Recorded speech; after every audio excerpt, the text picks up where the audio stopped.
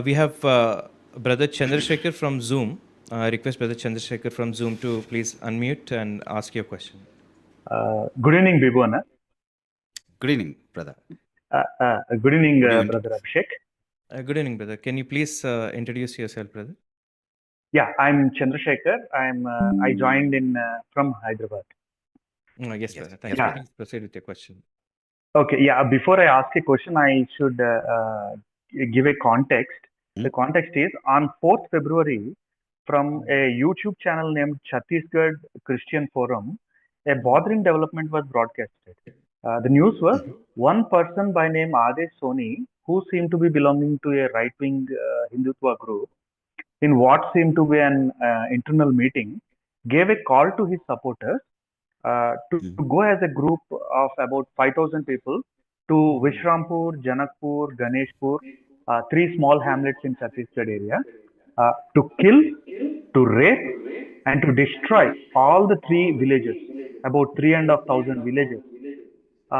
As the reason is, they are not even one Hindu is there, but only Christian, and the allegation is of cow killing. And this was to be done on 1st March by going as a Gau Nyay Yatra, it seems. He also said that the Supreme Pontiff of Uttarakhand's Jyotish Peeth, Sri Avimukteswarananda Saraswati Ji, supports this, it seems, and has his blessings for this so-called yatra. But the most awful thing is, this Adesh Soni also said that this plan has the full support of government, and many from the government directly encouraged or supported him in this human endeavor. I mean, in the broadcast, this particular video recording was shown, and also a post explaining all the plans of this Mr. Adesh Soni from a social media handle. Till now, no major news channel broadcasted it, nor any government entity publicly condemned this antisocial plan. My question in this context is it not a genocide or an ethnic cleansing? Or should I even say a government-sponsored pogrom? And along with the question, other question is, and how should a Christian, an Indian Christian, respond to this? Yes, brother. That's a very concerning development that we have seen recently. Yes, Brother Bibu. Yes, first of all, very, very unfortunate to hear these things. The question is very, very straight. I mean, you've put the context so straight, and I think it's very clear for the viewers to understand what's going on. So the question is, could this be viewed as a government-sponsored ethnic cleansing? Could it be a program? That's the question. And I think that's exactly how it has to be viewed. There is no reason why we should view it any other way.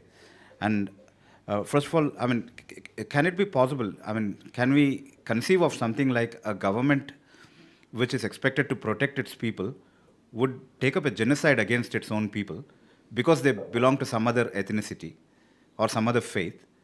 And has that ever happened in history?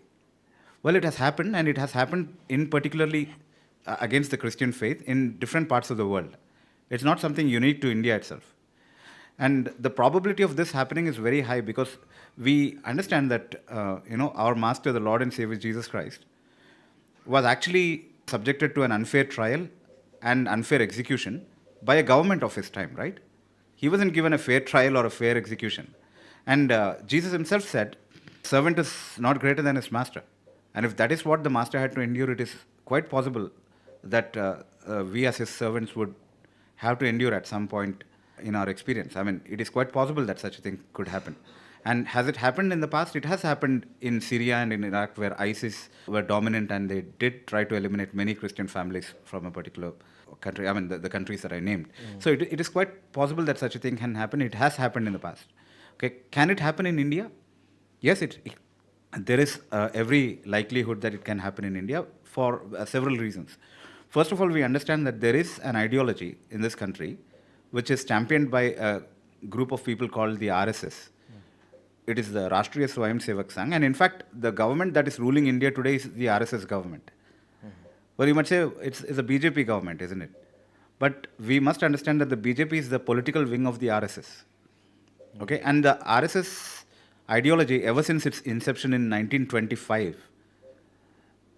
was to establish a Hindu nation, a Hindu Rashtra. Okay, establishment of a Hindu nation was its ideology, its primary ideology, and it holds on to an ideology that is contrary to the ideology of our present constitution. Okay, and so it is a counter-constitutional ideology that is actually developing in this country and has gained dominion also over this country in terms of they having the government in their hands. Okay, and so right from the beginning, its gurus, the gurus who have made its ideological framework, have taught right since the inception that there are three prominent enemies of the establishment of Hindu nation. If you want to establish a Hindu nation, there are three enemies that you will have to face in the process. One is Christians, two is Muslims, and three, the communists. And of late, they might have also included the Ambedkarists in the list because they also stand against this ideology of the RSS. Okay? And so they have always recognized Christianity as one of the enemies to the establishment of the Hindu Rashtra. And they have worked against the Christian ideology, constantly poisoning the minds of our Hindu brothers against the Christian community. And there is that ostracization and rejection of the Christian people everywhere in this country to be seen in many societies in different places in this country.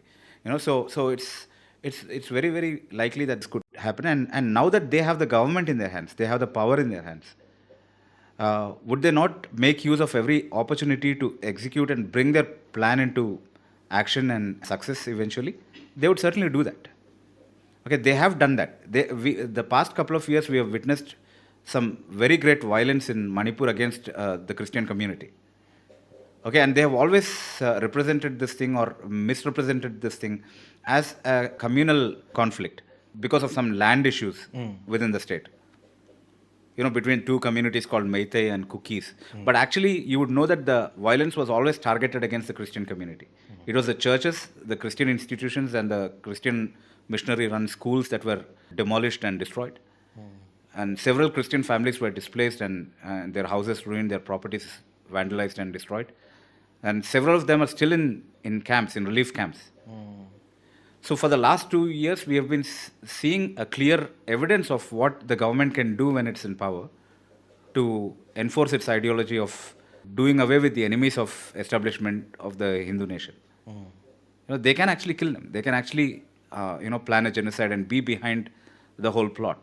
In fact, Biren Singh, who was the chief minister of Manipur, in the last, when all of this happened, in fact, he was the chief minister of Manipur, and he resigned very recently because there were tapes which came out and which were proven as authentic before the Honorable Supreme Court, that it was this man who was behind everything that happened in Manipur and that he had actually incited violence. And when that came out, he resigned, and which is a confirmation of the fact that he had his hand in everything that happened. But we are not looking at Biren Singh as an individual. He was the representative of the government, which was a BJP government in Manipur, which is the same government we have also in the center. Okay, and so this was certainly something which the government was doing, and this is a part of their ideology, and that's what they would do. And so they would try to rake up similar conflicts in every other place, and try to give some other reason for the conflict, and not give it a religious color as much as possible. But they would want to target the Christian community and also the Muslim community and even the communists as much as possible, to make sure that they get rid of all their enemies and establish the Hindu nation. And that's what is going to be experimented also in Chhattisgarh. That's what has been declared. And no government authorities have come out and condemned this entire thing that has happened. Adesh Soni himself has, after this thing came out, after this thing leaked in the social media, Adesh Soni himself has come out and given a clarification that he would never do something like that, and he has never given for a call for violence against the Christian community and so on and so forth. But that could be a part of his strategy to mitigate the effect of what has leaked. But the rally in favor of cow protection is still on that day. That is the 1st of March. And what they would do is they would come out as a peaceful rally. And when they reach these villages which have the Christian population, they would create some law and order issue and then show as if the situation went out of control, and so nothing could be done with all the violence that ensued thereafter. And then the government would also come out and say, well, we had police, but we couldn't handle the situation. It went out of hand. It was a big mob to handle. But it would all be very, very well planned and executed. The world would know very less about it because the government will ensure necessarily that the internet and the power and everything is taken off by then. And so this has happened in Manipur. We have every reason to believe that this can happen in any other part of this country to target Christians and Muslims and communists. Okay, and if that is not true, if this apprehension which we are expressing is not true, then it is the duty of the government to actually come out and say, no, we are with all our citizens. We have promised Sabka Saath, Sabka Vikas, that is, the government is for everyone. And we are a secular democratic government. And so we want to stand with the people of this country. And we will not allow any such rally which has the potential to create violence in this particular area. But no government official has so far done it. No government authority has so far denounced these claims or these attempts or these plans or these ideas to attack the Christian community. And so we have every reason to believe that the government is on a program, and they would constantly do it in different places until they've gotten rid of all their enemies in their own by their own definition. They have called Christians and Muslims and communists their enemies. So until they get rid of all their enemies, I think they are not going to rest. They are going to do this, and they have the power in their hands to do it, unquestioned power. And I think they have the power and the freedom to do whatever they want to be doing. And we should be expecting this in this country. Okay, yeah. And there was a second part of the question. What can the Christians do? Yes, brother. Well, see, the biblical principle is if they persecute you in one city, flee into another. Right? If this nation itself seems so unsafe to you, then I would say flee into another. That may not be practical for everyone, but for whomever it is practical, I think they can do that. But if you think that's, not possible at all, then, the law of this land, which at least is intact on paper, there is nothing that we can speak against the law of this land. It's very, very intact and appropriate. Okay? So the law of this land gives you, the right of self-defense. The Bharatiya Nyaya Samhita, the BNS, which has replaced the IPC, from sections 34 to 44 of the BNS, actually gives you self-defense when there is imminent danger for your life and property. You can do everything within your power to defend yourself, as long as it is preventive. You're preventing the violence against you and your people and your property. As long as it's preventive, as long as it's not retaliatory, as long as it's not punitive, you can always do that. And you have all the law and all the courts of this country in your favor if your acts were done in good faith, only in defense and not in retaliation or in vengeance. Then certainly the law supports such a course. And does the Bible support such a course is the real question we must ask. And the Bible actually teaches the right of self-defense. Okay, you can actually go and make a study into it yourself, and you'd find out that the Bible actually forbids retaliation. The Bible actually teaches against taking vengeance, but the Bible doesn't teach against self-defense. It, in fact, actually teaches self-defense. Okay, and I think would it be relevant to look at one example that would... No, yes, brother. So I was about to ask this question, brother. Okay. So Christians often, in the face of persecution, quote this verse from Matthew chapter 5. If anyone slaps you on the right cheek, turn to him the other also. And this is something that is quite, Christians are quite known about. Yeah.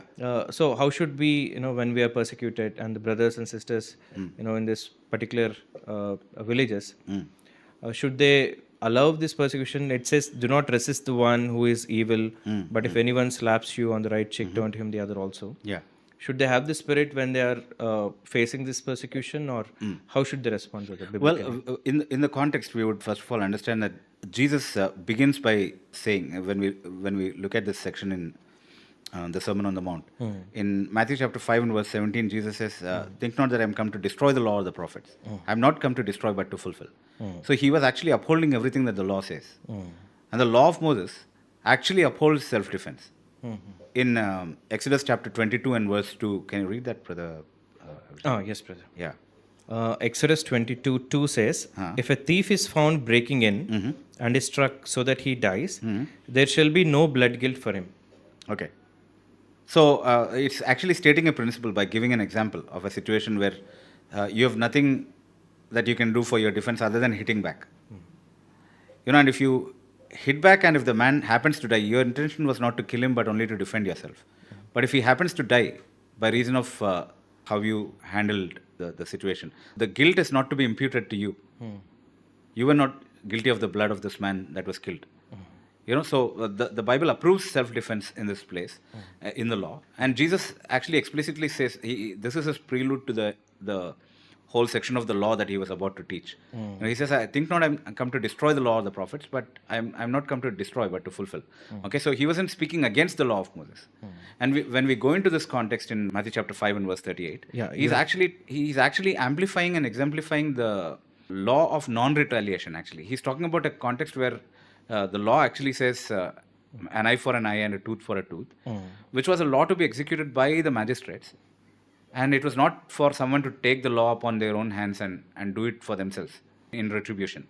So it was a teaching against retaliation. Jesus was actually saying, do not retaliate on your own, but rather let the law take its own course. And then look at the example that Jesus gives. He says, if somebody slaps you on your right cheek, turn to him the other also. Okay, but it's only talking about slapping on your cheek. It's not talking about somebody trying to assassinate you or kill you or kill somebody else with you. He's not talking about those kind of situations there. Okay, he's only actually teaching you to not make a big deal out of something that can just go by forgiving and bearing the wrong that is done to you. But he's not talking about a situation where your life is in threat, the life of the people with you are in threat, and you're left with no option to defend yourself than hitting back. It's not talking about a situation like that. Okay, so Jesus was definitely not conflicting with the law of Moses. He was not conflicting with the law which was given by God himself. But he was actually talking against retaliation without undoing anything that the law has to say about self-defense.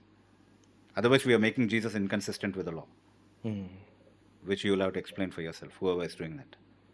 Okay. Yes. Yeah. And also Matthew 24:43 also, I think, puts light on this, brother. Yes. But know this, that if the master of the house had known in what part of the night the thief was coming, he would have stayed awake and would not let his house be broken into. Okay, so how would he not let his house broken into? Would he sit and pray? Or would he actually plead with the thief saying, please don't break into my house? No, he would actually defend his house, right? Yes. And so in the general idea that was accepted, it was assumed that this is an idea that is accepted, that if you know that the thief is breaking through, you would defend your house against him. Okay, so... I think here there are 3,500 people there. Yeah. And more than 5,000 people would be rallying, so it would be wise to relocate from that position till the situation is under control at this point in time. That they have the time to do that now. Yes, okay? Absolutely. But the concern would be the huge amount of property that they will have to lose, and which they may never regain again, because finding the houses empty, they would definitely destroy the houses and vandalize the property and kill all the cattle, and they'll have left nothing, in fact, when they go back.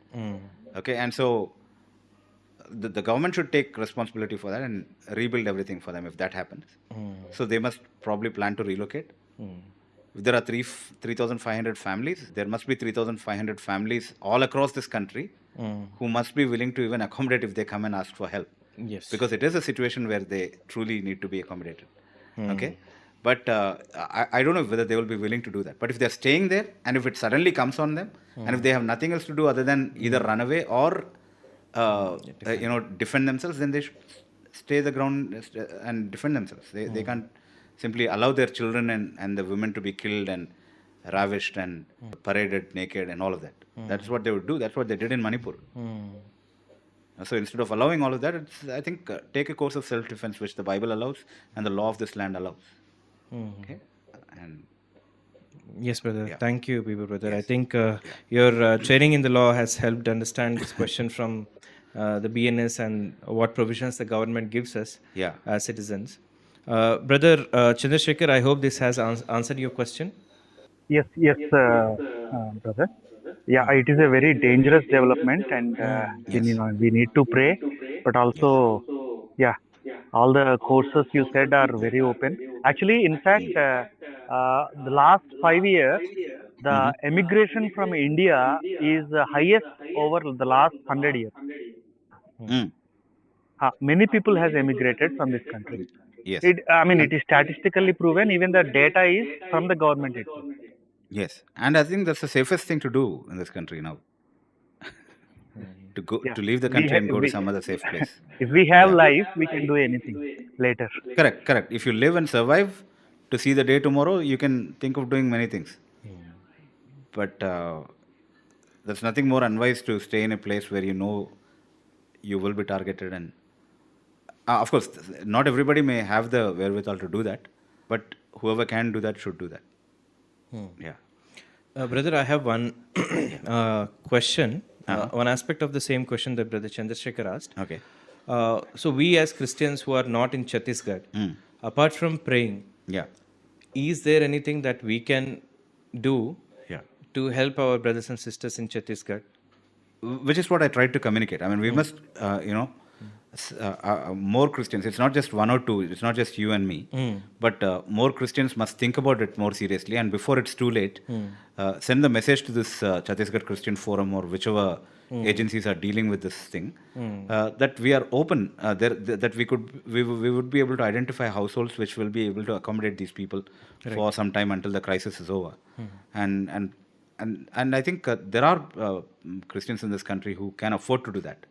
In other parts of the country other than in Chhattisgarh, where this threat is immediately there. So we accept refugees, post violence, usually, or post calamity or whatever it is. But why not do that even before it happens? Is that a possibility? I think that should be a possibility. Right. Yeah. Yeah. That's a very good, wise suggestion, brother. Thank you. Yeah. And maybe we can use our social media handles to tag the CMOs of Chhattisgarh and tag this video and question them. Yeah. Because social media is a powerful platform. Yes. And we can make them accountable as the citizens of this country. Correct. Even send very strong messages that we have known what's about to happen. And if it happens, then we know whom to hold responsible for it. Yes. We condemn these acts, and Yes, I think yes. all the Christians should unite their voice, Yes. so that our voice is heard to the governments. Right. And also let the news spread even to the international community. Let people abroad know what's happening here. So that if nothing else can deter the government from doing these things, probably at least the reputation in the international community might be a consideration for them. Thank you so much for that.